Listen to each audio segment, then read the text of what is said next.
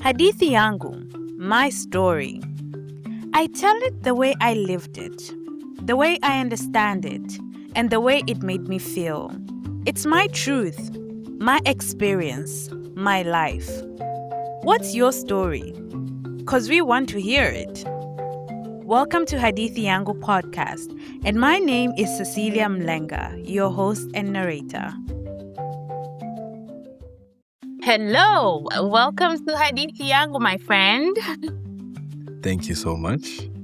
So I completely hesitated pronouncing your name because I still want you to pronounce it for me once again. Okay. I've had a mutual friend of ours pronounce it, and then when you pronounced it, I was like, wait, is this the way we pronounce his name? So I'm just gonna let you pronounce your name once again. Okay, so my name is Shanjarika Mvungi. Nice. Hi, Shanja. Nice to meet you once again. Nice to meet you too. Thank you. We are so happy to have you on Hadithi Yangu podcast. It's completely a privilege. And I was just reflecting this morning on how recently I've had the privilege to speak to young people like yourself that are building platforms, building businesses that are really kind of transforming the way we see and view young people, especially in this generation. It just shows how much curiosity that we're bringing to the spaces that we're in, how much energy and how much enthusiasm overall that we're bringing to the things that we're building. So as a young builder, I am so proud of you to see you building something beautiful, and I can't wait for the listeners to get to learn and understand what it is that you're doing. So welcome once again, and karibu sana. It's morning on my end, so yeah, I'm just getting warmed up, but I'm sure you're already warm and ready. But just to get started, before we get into African identity, who's Shanja and who was Shanja as a child? Were you the quiet kid, the curious kid, or the one that just asked too many questions? And how was that for you growing up? Shanja as a child. Shanja alikuwa mkorofi sana. The troublemaker. I usually we joke with my mom that I'm the trouble child. Oh. Yeah, but Shanja was also, or rather is, I'd say, very, very smart, quiet as well. And he was, Shanja's always up to something interesting. There's that spark there, like that curiosity mixed with like, but yeah. Okay. Now why ulikuwa mkorofi? Because I've heard a lot of people say this, and I think I was also quite similar. But ukorofi wako, was it because ulikuwa unajaribu defending yourself, or was it because you were just naughty?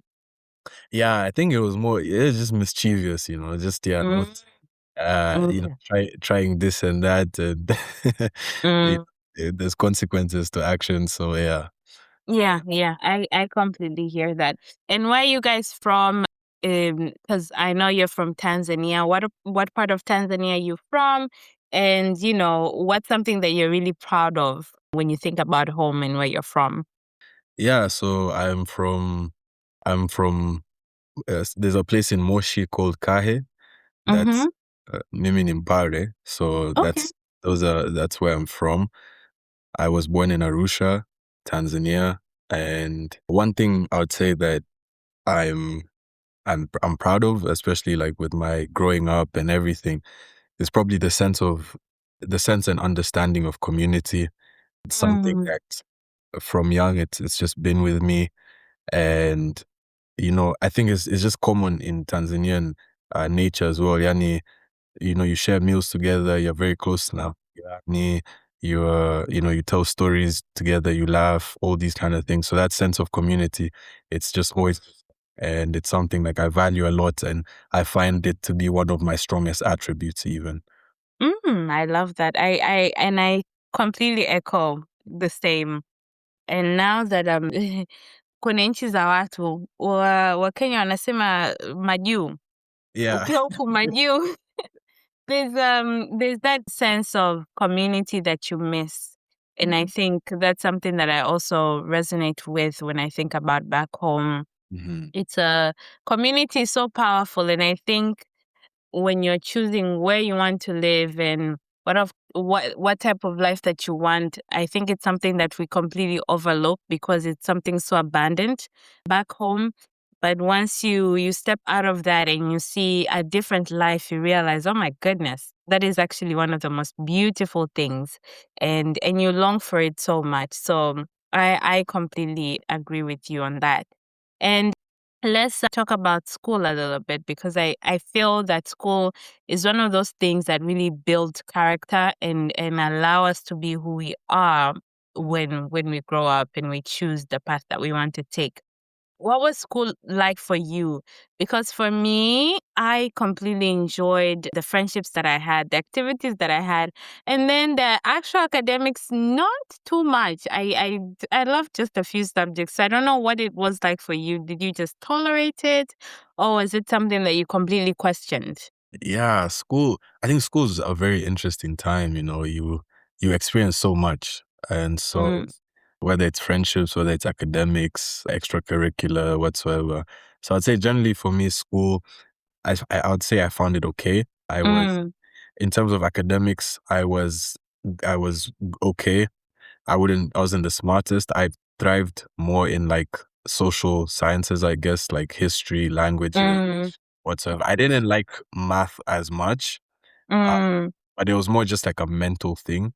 And so I know, sisi Waafrika, wazazi wetu au familia zetu wanapenda that thing of like, after you come back from school, it's like, are you number one, two, or three? mm, So for me, that stuff, and yeah, I didn't really care about that stuff. mm, As long as I'm doing okay, I kind of like prioritize my passions as well. Like if I just look mm, at whole academic career, high school, university, whatever, I just kind of focused on my passions more, but ensured that I was doing well at the same time. And then mm. I love sports. I played sports all throughout, primary, high school, even in uni. I played a bit. So yeah. Okay, what sport? What sport did you play? When I was younger, it was kind of a bit of everything. I did cross country, I did tennis, I did rugby, hockey, Mm-hmm. football. And then when I got into high school, I focused more on like, it was more football. And then when I was in uni, I played a bit of academy football in Canada for about like 2 years. So yeah. Okay, that's lovely. And is this just something you've done for fun for a very long time, or did you at any point think, you know what, I could actually pursue a career in sports? I think it's one of those things, the way I see it, ni kwamba, like, I think for boys, or men in general, like in the Mm-hmm. beginning, like, you fall so in love with football, and it's like, Mm-hmm. I want to be a football player, I want to do this, like your mind is set. But then obviously over time, you grow and you have different perspectives and everything. So uh that's how it was for me. Yeah. I see that. I've seen that with my nephew. Mm. When he was young, he would always ask for the a new football if he traveled, and then he would ask for new football boots, and then he would ask, oh, can I sign up for this academy because it might take me to so and so. And honestly, as someone that has also been a child before, I could completely understand those dreams. And then the more I got older, I'm just like, Yeah. are you sure? Are you sure this is gonna work? Mm. You know? But it's nice to dream. I think something I'm reminded constantly is, as a child, because your mind is so naive, it's so easy for you to dream without boundaries. Yeah. And that, I feel like that's what makes us beautiful human beings. The older we get, we put barriers in our own lives because we compare ourselves, and the world compares us to other people, and they kind of set a criteria of who is capable, who is fitting, and who's not. Mm. So you automatically find yourself slowly drawing away from your dreams. And I would love this to take me straight to to what you've started building. African identity. The first time I saw African identity, I saw it from a mutual friend and a little sister of mine. And I would constantly see her posting articles and pieces that she had written, and I was like, okay, this is quite interesting. And I loved the angle and the stories that would come from African identity.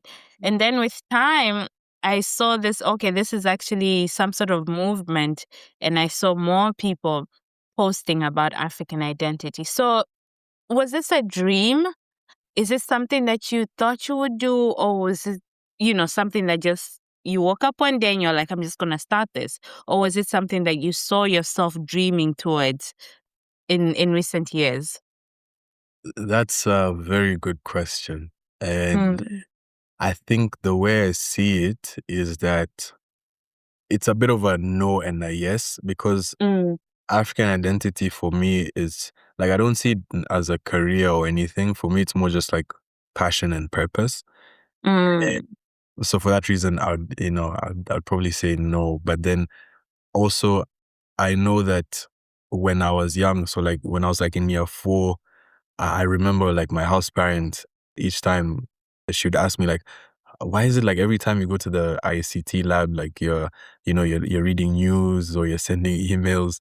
And then even later on, I remember now when I was like in senior school, during prep times, my house mm, parent then would make sure that the newspapers were delivered to my room so that I could read. mm, And because I'd always like to read the newspaper, like I wouldn't miss a day reading mm, newspapers. So it's like the kind of work that African Identity does is something that it's almost like a natural, like mm, it's evolved naturally, and it's something that I've just been immersed in, whether it's the current affairs, whether it's the African perspectives and what's happening across the continent, as well as I would say that I'm an avid reader.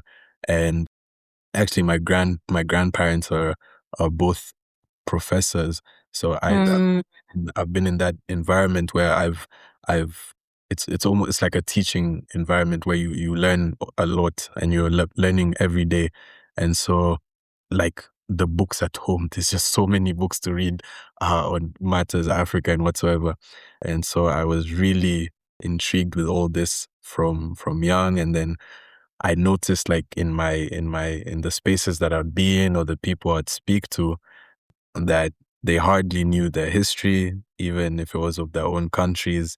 And mm, I thought that was worrying. And so I realized like we might become a generation that's disconnected from our indigenous identity as African. mm, mm, Uh, so I saw that I was like, now I need to take it upon myself to change that with whatever with the resources that I had at hand. Yeah. mm. Okay, I love that, because obviously we would think that people naturally just have this dream and then they bring it to life. But I love that for you. It's been something that you've loved doing outside of wanting to dream. Mm. And that for me means that you have a personal investment in it. And as you said, it's not for you, it's not just a career, or it's not even just a career at all, because then you're not, it's personal. It's personal. And I think something I resonated with African identity is the focus on Africa.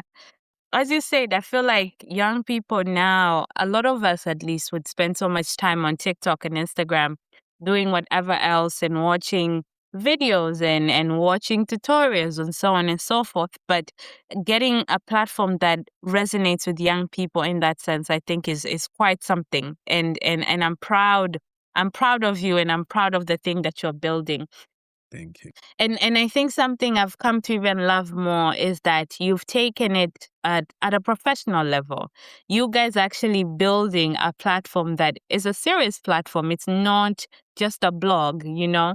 So how old is African identity, and what vision do you have, or what's something that you hope will become of African identity? So African Identity right now, it's 4 years old. Mm-hmm. I started African Identity when I was 17. Oh, wow. So like the last 4 years it's been amazing, honestly. And in terms of vision, I'd like to play a role in cultivating a generation of African youth who are self-assured, who are informed, and are equipped to lead positive transformation across Africa. Yeah. Mm. Okay.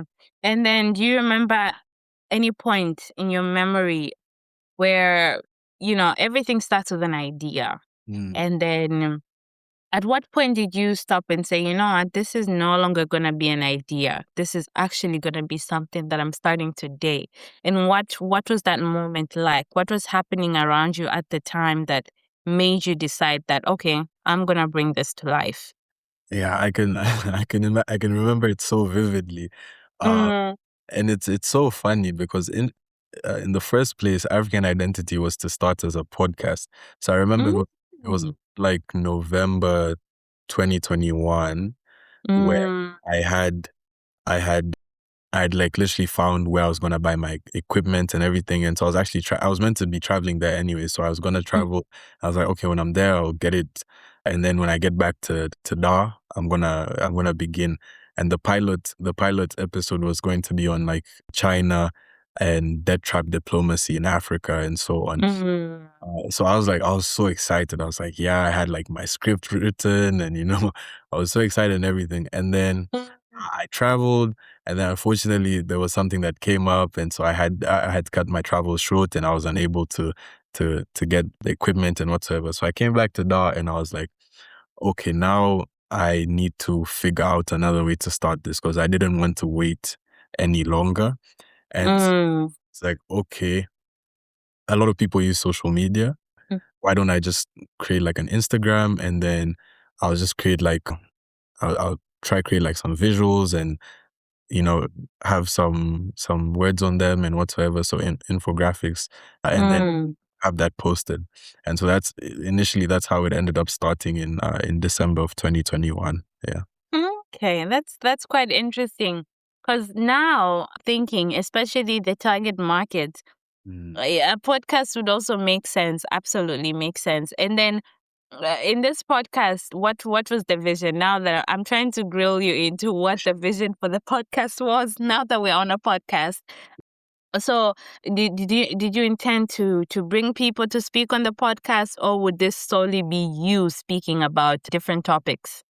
Yeah, it was a bit of a it was gonna be a mix where Mm. we would have occasional guest speakers.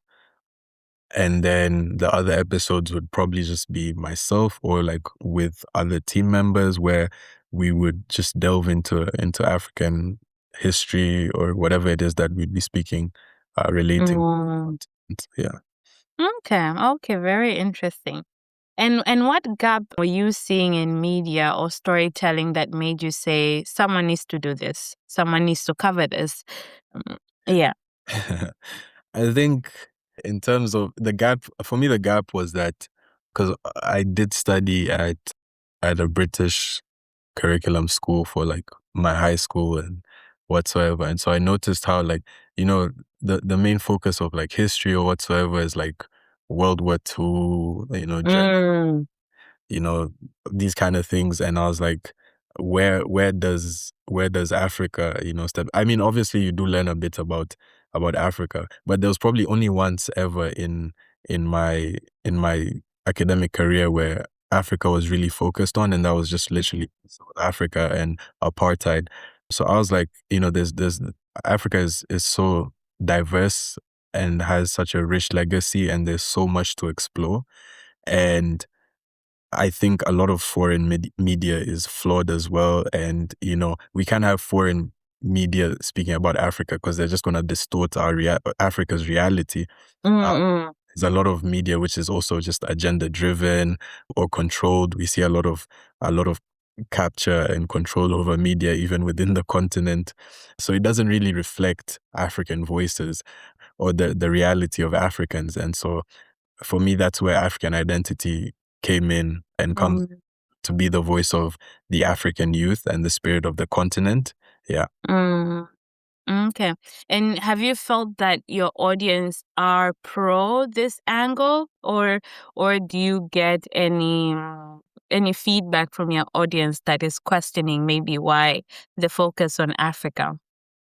I believe that yes, our audience is pro this angle. We've with the growth that we've had, and the a lot of our work is research driven and grounded in truth, and we do this to stimulate critical thinking. We don't want to force someone to believe something. We have all this research and we break it down for you in such a way where you're able to, comprehend it and actually make decisions yourself, and Mm, come up with your own idea of how things are or whatsoever. So I think because African Identity does it in such a way, it's like our audience has really enjoyed that, and they keep being interested in our pieces, and seeing the work that we do, and yeah, so I think they're very mm. African Identity does, and the focus on Africa. Okay, I love that. And why the name African Identity? You could have chosen any name. Why African Identity? And how did you guys come up with this name? Yeah, the way this name came up was very interesting. So I had two names in Mm. mind. Initially it was gonna be, so it was either Tanganyika Tales or Mm. African Identity. Now, the problem with Tanganyika Tales is that I felt that I was going to limit myself. I was limited Mm.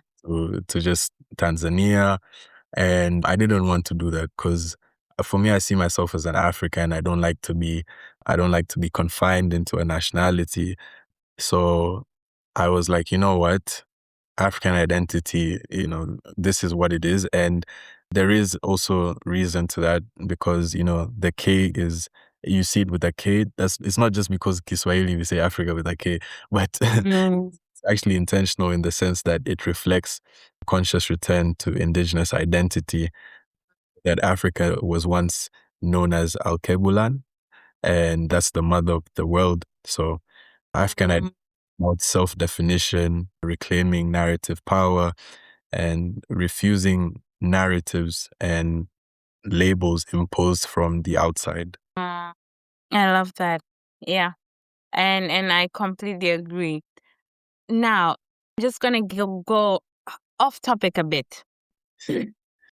So, living back home and then living in a foreign land, there are certain things that have started creeping up in my conscious in terms of how proud we are of Africa, especially the younger generation. I feel like, sorry, excuse me. I feel that for a long time, there was a question of whether we really understand the value of Africa, and young people, at least for the most part, we were very much into the foreign land. What, fashion, music, everything was more towards us reaching Hoku, Western countries. And then there's come this movement where there are more people that are pro Africa, wanting Africa to succeed, wanting to know and learn of African history. Mm. And then there's certain things that happen back home and in Africa as a continent that then sometimes make me question, are we really pro Africa, or is it that we're just in this movement? And what if this whole movement stops in the years to come? Are we doing it from a genuine place, or is it just a movement? I think that's my question. Yeah, it's a very important perspective that you raise there, whether it's a facade or is it intentional. And it's true, we do see, we do see nowadays this whole hype around Africa, and everyone wants to come back to the motherland. And Mm. I think it's something we have to be careful about. We have to reason and be very rational. It's something that we have to be strong within our African identity. The Mm. problem is now when we have perhaps maybe people from from abroad or Western countries, and then they're coming back with the whole it's time to return to the motherland. They're not aware of the actual realities of the African people in the countries that they're going to. They don't know the problems that they might bring with them. So, for instance, I know a lot of people struggle with, when Westerners come, the price influxes and these kind of things. That's very harsh on the average citizen of that country who probably doesn't make much or whatsoever. Mm. And so, yeah, that hype is very dangerous, and it's something that must be regulated to an extent. But then also, I think that's why we need spaces like African Identity, because as I said before, it's grounded in truth. It's grounded in serious research, which allows for critical thinking and creates a space for African people, and not just African people, but the world, to actually read about the continent, to see what's happening in real time. We have an economics desk, we have a legal desk, we have a politics desk. We have Mm. so many desks that, through their different media, breaking down the realities of the African people. So Mm.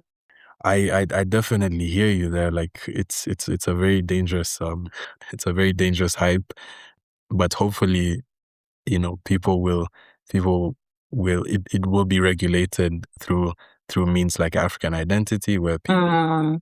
take a moment to actually read into the continent and not just come with their own ideas and sensations that that other media or Western media has portrayed upon us. Mm. Okay. I think that's a really good angle. And I'm even thinking now of how for for for for a very long time, even in our history, how Africa has always been seen as, sometimes it almost feels that the world almost sees us like a drop in the ocean, almost irrelevant. Even after seeing how huge of a continent that we are, and the influence that we have in the world, and how we contribute in the world economy, and so many other factors, especially culture. I think that for a long time, Africa has always been the place where things are taken, and then somehow we're still not as important. And I'm looking back to something that I noticed in real time. I noticed that African identity had grown incredibly fast during the horrors of the 2025 elections in Tanzania. And why I say this is because, as a country, we've always been known for peace, quiet. Watanzania ni wakarimu, Watanzania are happy people, good people. And then this happened. And I know that this impacted the African identity, I would rather say in a positive way. I saw that people used African identity as a platform to be informed. And I'm just trying to think, what do you think people were connecting to the most that contributed to this growth, this really fast growth within this period? The message, the honesty, or the timing? What do you think it was that connected people during this period? Yeah, firstly, I'd just to share my condolences to all the ones who lost their loved ones, their friends, and everything. It's truly a very sad and tragic period of our Absolutely. history, and that I believe has fragmented our social imaginary. But I would say, obviously, we did see African identity gain a lot of growth during this time. I think all the three factors you mentioned do come into play. But I think it's another thing where, as I've said, African identity breaks down complex information so that everyone can understand it. Uh, Mm. so this is something that, and as well, African identity just doesn't hop on what's happening. Like, we had given analysis, like a pre-analysis prior to the election, and then, during the election, we were documenting what was happening, and then after the election as well, we documented what happened. But then again, African identity goes deeper. We don't just focus on what's happening. We really want you to gain a profound understanding and comprehension of the issues at hand. So, for instance, one thing that popped up to me a lot was like the constitutional breakdowns that African identity did. Amazingly, a lot of people are not aware of the Constitution and their constitutional rights. And this is the highest law, the contract between the state and its people. And it's shocking that a lot of people are unaware of what is in the Constitution. So an identity was able to explain, like these rights clearly, showed where the state was overreaching, but also emphasized the rule of law. So African identity during this time as well, because as we know, there was internet outage, and so there wasn't really much communication or anything happening, and so people's voices were silenced, and African identity became a lifeline where we spoke when others couldn't, and that's why that's what Voice of the African Youth truly meant, that African identity amplified the voices of those who couldn't speak during this time to highlight the problems that were being faced. Yeah, absolutely. And I remember I had been back in Tanzania, and I was hoping to stay much, much longer. And I think as the elections approached, something in my gut was like, okay, you just need to go somewhere else. And it's a place of privilege, to be honest, being able to pack your bags and say, I'm gonna go somewhere else. And a lot of Tanzanians couldn't do that. It's very unfortunate, and sometimes I sit and I reflect at what happened during that election period and post election, and it hurts. It hurts and it breaks my heart because I didn't think such a time would come, but I also thought that such a time would come at the same time. The impact of it is absolutely heartbreaking, and the consequences of the decisions that Tanzanians made in order to fight for their voices is also quite heartbreaking in itself. I remember I had traveled and I was away, and when the internet was shut down and I couldn't reach family and friends, I did actually read many articles from African Identity, and it became a place where I was able to kind of get some sense of understanding. I've studied law, so I do understand the law to a certain extent compared to an average Tanzanian.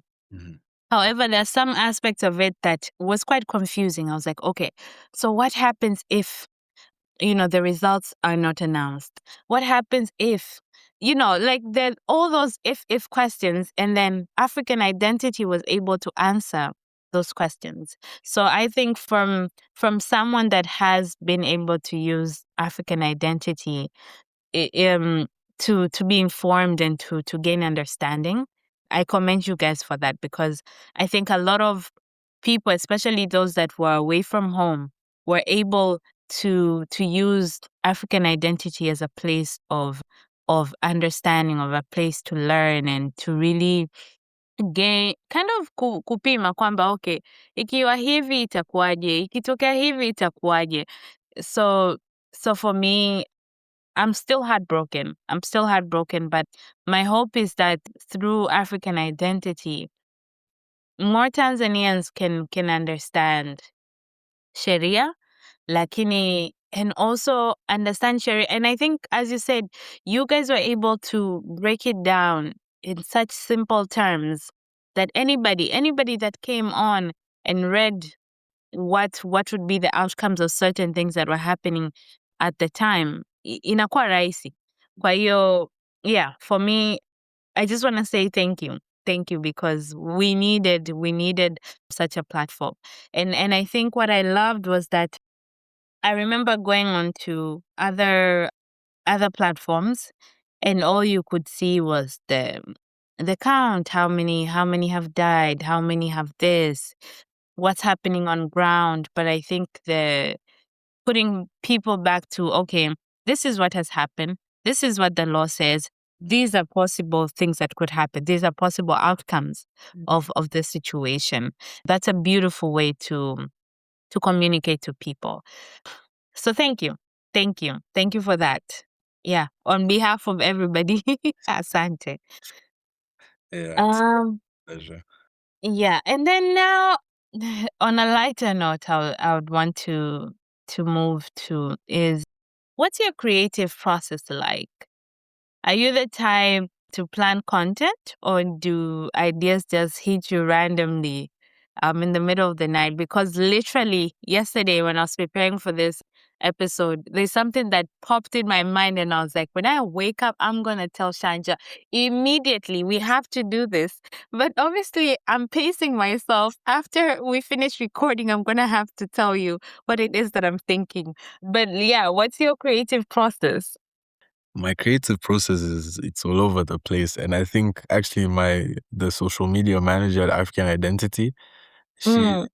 she probably gets tired of me at sometimes because Oh. any like I say I have a racing mind, and almost like any minute something can pop up. Like I could see something and then I get an idea and then I'm just like, okay, how do I implement this? How do I do this? Whatever.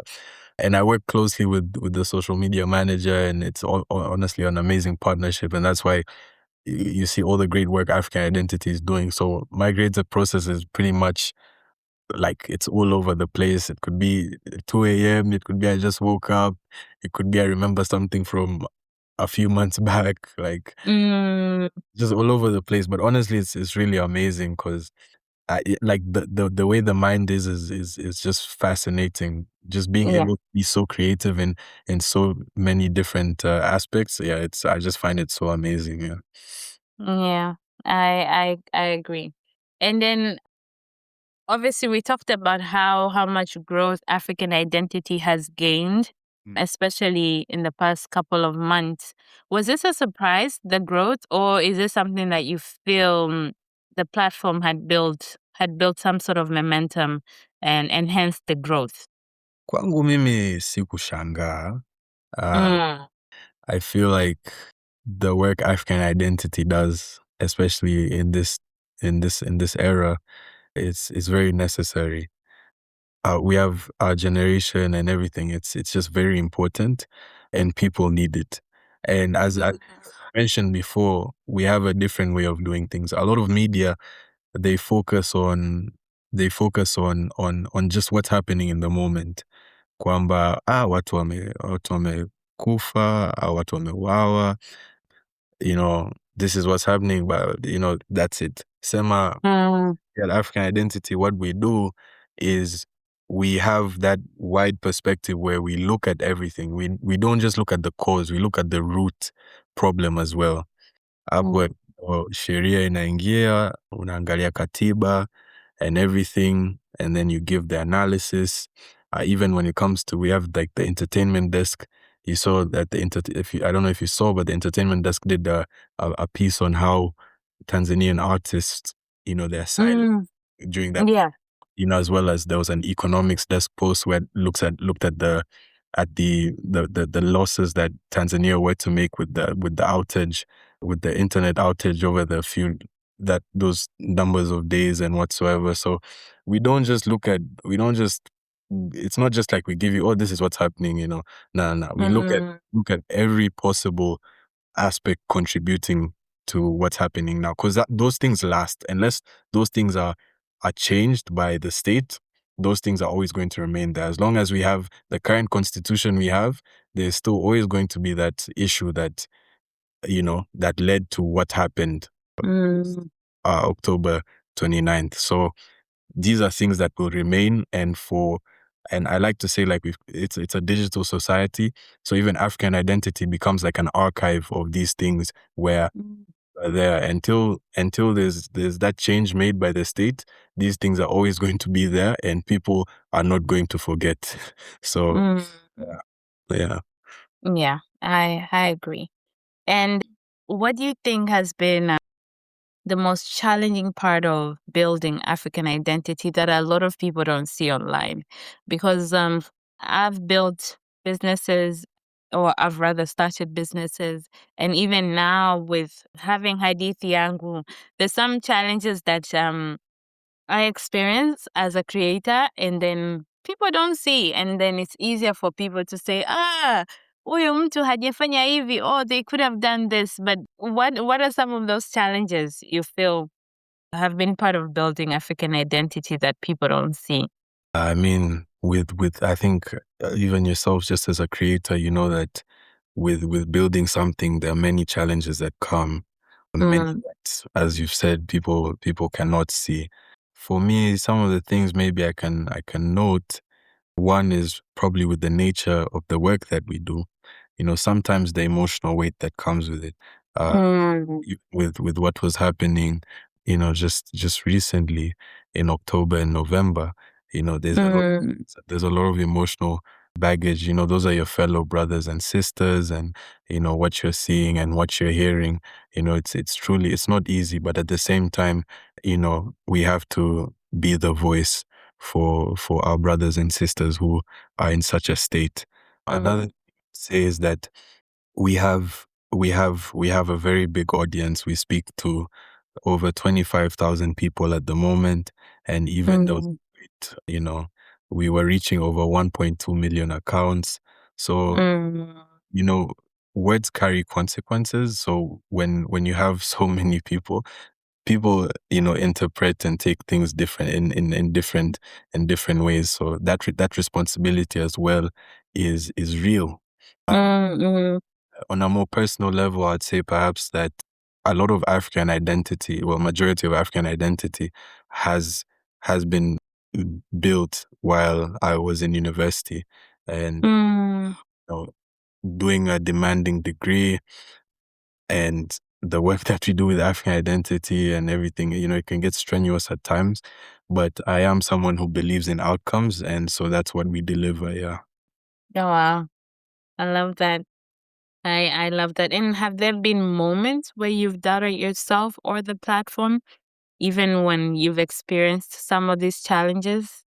Yeah, I think mwanzoni kabisa, there was a time where obviously, and this made me even appreciate small beginnings. But Mm, I remember at the start, the effort you put in doesn't exactly match the engagement that you get. So maybe you've created a really good piece, and you spent maybe you could have spent hours, you could have spent days, alafu mwisho wa siku unakuta labda watu wawili wamelike or mm, yeah. it can it can discourage you a bit. And so it was like, is it really worth it or whatsoever? But then Yeah. obviously it's all part of the journey, and learning how to reach out to your audience, and make things work. And yeah, so, and also there's also, especially like during a time like this where impact is the impact has grown faster than African identity structure. Doubt can creep in. Sometimes things get demanding. Sometimes there's all sorts of, like, there's just a lot to deal with. But yeah, but then again, you come across, I tend to come across people from time to time who speak highly of African identity, or Mm, messages we receive, or even just being invited into spaces like this mm. about African identity. It reminds me that this is purpose, and so it gives me that fuel to keep going. Yeah. Okay. And then if when we think of African identity, and if African identity were a person, Mm. how would you describe their personality? I think like that kid in high school where like everyone wants to be like everyone wants to listen to them. Everyone wants to be friends with them. Mm. Yeah, like I would say African identity, like an interesting person, someone who is great at explaining, a principled individual. Yeah. Mm. Okay. And then what's one story or one post that made you think this is bigger than me now? Because I feel that every creator has a piece or something that when they look at the outcomes and they look at the impact, they're like, okay, this is not just about me. This is not just me writing a piece, or this is not just me being silly. This is actually bigger than me. Now I have to take the responsibility of ensuring that this reaches more people because it does have that much impact. Yeah, obviously. Yeah, I think there's been obviously African identity has the side that the kind of work that we do in terms of analysis and research, but then we also have community driven initiatives. So I'll give a side of both.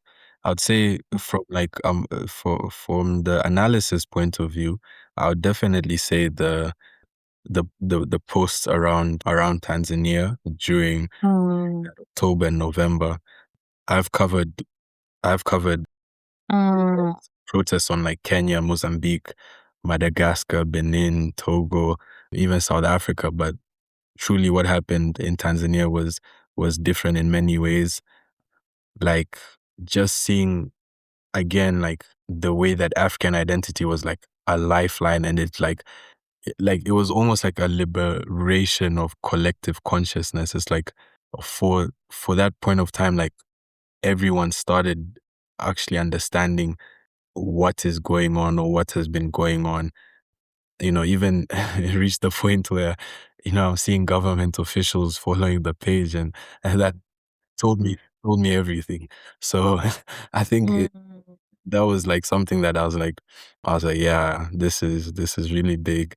Another one I'd say with the community initiatives that we do, African Identity has managed to support children in underserved community, mm. allowing for them to access education, improving their educational conditions through different initiatives. We've also been involved in blood drives. So we have that community aspect that we like to foster, and we want to continue fostering in our generation, where we create this generation where empathy is still a big thing and a very important thing, where one person doesn't feel that they're better than the rest, but it's our collective responsibility to be a brother to someone, to be a sister to someone, because at the end of the day we're all human. The I think Robert Sobukwe says it the best. There's only one race, the human race. So Mm, yeah, so these are moments that have made me look at African identity and be like, this is truly something big. I think from beginning I've always known it's bigger than myself, but these are moments that they reinforce that understanding of African identity to me. yeah, you spoke about some of these initiatives that you've been doing outside of African identity that touch on community. And I was just thinking how young African identities is still, and what has driven you into wanting to tap into in some of these initiatives so early as a business, as a platform. Because usually people wait mpaka they have pesa nyingi, business imekuwa kubwa na nini. But why so early? Why? Is there any personal attachment to these initiatives that has driven you into wanting to do them so early? Mm. I think I have a belief that, like, okay, for me, I feel like the way I see the world, especially with men, is like there's two factors. It's either you conquer or you serve. And for me, I'm a servant, and I want to serve my communities and and be there in that capacity. And so again, education is something that ties in greatly and is actually one of the foundational pillars of African identity. And so along with our fierce advocacy for that access to quality education for African youth, it's something that, I ensured from early on that whenever we'd have the opportunity, whenever we'd have the capacity to be involved and support in these initiatives, then it is definitely something that we would do. And obviously, it's also a great way to get our generation as involved as much as we can while they're still young, so that it's something that, it nurtures in them. It's not that something you have to try and pick up later, but rather something that, you've been able to start, even maybe if it's not such a young age, but at least at a point in your life where you're still developing and you're growing, and you allow it to become one of the values that you respect highly, and something that you will continue to do in your life. And so that's why, in whatever ways that we see we can assist, especially with, the philosophy of Ubuntu and all that, whether it's blood drives, whether it's our educational campaigns, whether it's our food drives, whatever it may be, as long as, we're making a little change, but it's going, sometimes we could see something as a little change, but someone else, it's like, it's something grand, so Yeah. there's that difference of perspective. But, as long as you're doing something positive and you're making a good impact, I think that's very important, and it's something that we strive to continue doing. Mm-hmm. Okay, I love that. And now, in light of these young people that you're the young lives that you're touching, when you sit and really think at how much, as a young person, there are times when I'm kaa kimya usipige kelele nini, and I usually remember how growing up I always just wanted to ask questions, always the curious kid, always questioned the status quo. Like, that is just who I am up until now. Whatever it is, like, I want to know why can't it be done any other way? Why this way? And with young children, they're usually silenced because of wanting to know, wanting to question. What would you tell young Africans who feel like their voices, their ideas, or even their stories don't matter? Or, they're somewhat being silenced in one way or another. What would you tell young Africans like yourselves? Because we the young generation of today are are basically in charge of the future that our children will have, Mhm. and even the generations to come. So what would you tell these young Africans? I think first things first is believe in yourself. I don't think I'd be where I am right now if it wasn't for my self-belief. I have Mm-hmm. an immense self-belief. Yani najiamini sana. And it's not even it's not even in like a confident, like in a cocky way or whatsoever. No. Mm, Because that I know my purpose, and I truly believe that the line of work that I'm in and what I'm doing aligns with it. And so, you know, that alone, fuels my belief and my confidence. So if you're able to believe in yourself, then, that you'll start to notice the advancements that you're making. But mm, another thing, as you mentioned, the whole thing of being young, and, as Africans, we're told, heshimu wakubwa wako, sisi bado ni mm, sisi watoto tu, yani labda hatuna maarifa or whatsoever. So mm, keep quiet. But honestly, you don't need to be perfect to be heard. I don't think so. mm, Like, as I said, I started African Identity at 17. It was just, I was only beginning uni. All I did was high school. I didn't have a degree. I didn't have any crazy experience. It's just yeah. something that I believed in myself, and I knew, this is what I'm going to be doing, and how I'm going to do it. But then now, looking at African identity and the impact it's had, it's truly been a blessing, and it's truly very significant. So right now I see it as a movement across the continent. So you don't have to be perfect to be heard. You just have to start. Another thing, you don't need permission. Mm, And start where you are. and start with what you know. I remember, yeah, like for me, I believe if I went around asking everyone and hearing everyone's perspectives and everything, it would have probably just drained me. But you just have to really connect with yourself.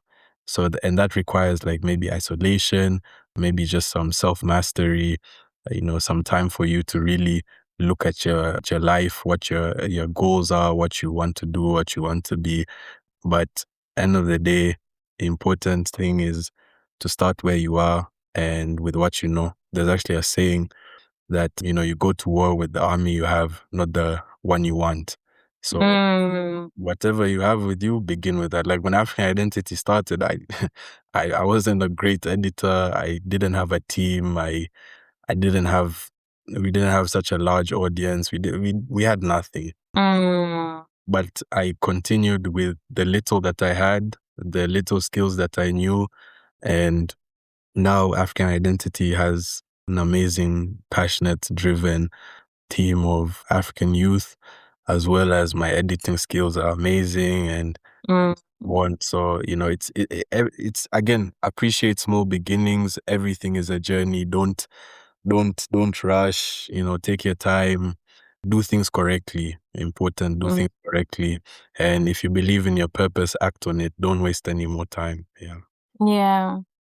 Oh, that's wonderful. And I was just yesterday when I was preparing on this episode, I realized how much of a team that you have at African Identity. It's so inspiring because I mean, you guys are doing big things, Like you have a whole team. Like I was looking at just how you have someone, as you said, social media desk, you have climate and politics and economics and entertainment and all this. And I'm like, what inspired you into building a structure? Because when you're starting off, you're everything. You're the founder, you're the editor, you're everything. You wear all the hats. How did you get into building such an incredible team that is producing such beautiful, beautiful work, very impactful work, in fact? How did you get into building such a big team? Was it something that you went on and you recruited people, or were people coming up and saying, "Hey, I want to be part of this movement"? What was building a team for African identity like? Yeah. So obviously in the beginning, like when I saw there was a period of time where there's we were covering like the protests in Kenya in early Mm, 2024, and the work we were doing, again, quality work, and it was well received and going everywhere. But then at that time now, it was like I realized, like, okay, I need to scale. mm, I need people who can assist, because I can't do everything, So mm, so yeah, the beginning was that I recruited individuals that I knew perhaps maybe went to school together or were in similar fields, or like mm, I could just envision them doing something at African Identity, and they were more than happy to join and be a part of, and that started off and worked really great. And then now, I think it was, I don't know, maybe towards the end of 2024, we did like an application process, and we got like a bunch of applicants. I couldn't believe it, honestly. mm, It was like I think it was over 25 applicants or something. Like when mm, the applicant post, I was like, maybe we'll get like 5 people or something. mm. So many people applied. So like my December was literally just interviews and interviews and interviews. And then from those interviews, I focused more on those who I noticed were passionate, were like, really passionate, and they just had that connection to their continent and Yeah. striving for more. And so we were able to, from that recruitment as well, we were able to enlarge in our team, and then also, assign everyone to the relative structured desks, whether it's economics, whether it's politics, law, climate, whatever it is. And then from there, Mm. we've been working in that way. Okay. Okay. Nice. And we are coming to an end, but just before we close, if you were to, your team, I hope your team will be listening to this. What leadership style would they say you have? Ah, that's a good question. I think, one thing I'd say is that leading African identity has taught me a lot about leadership. Yeah, I would say perhaps, at times you do have to be a bit more direct. Uh, yeah. At other times it's a bit easier to work with the team. But I'd say I'd see myself, or rather the team would see me as a patient and intentional leader with the work that's done. Uh, Mm, yeah, again, I have a really amazing team at African Identity. Each individual brings a unique aspect that makes African Identity thrive the way it does. So, yeah, I have such a rooted and dynamic group that I greatly appreciate. mm, okay. All right. And then I think just to close, I would love to know what's next for African Identity in 2026. Yeah, I feel like this is gonna be a very fun year. I Mm.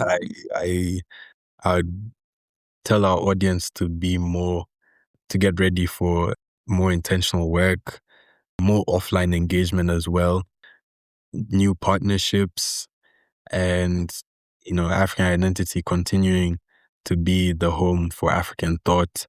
So I can't really wait for our audience and other people to see how our year goes. Mm, okay.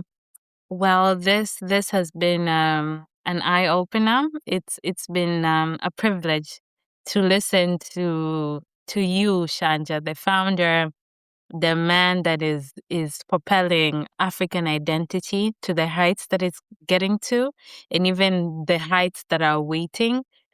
I'm so privileged to be here with you and to have had this session with you. I would love to commend you as a fellow young person. I love starters. I love creatives. I love when I see young people doing the thing that is usually deemed not for young people, or so you're setting the standards, and I love these standards, and it's beautiful. I love the team. I love the work that you guys are doing. I love how serious and professional you guys are. I love the stories that you guys tell.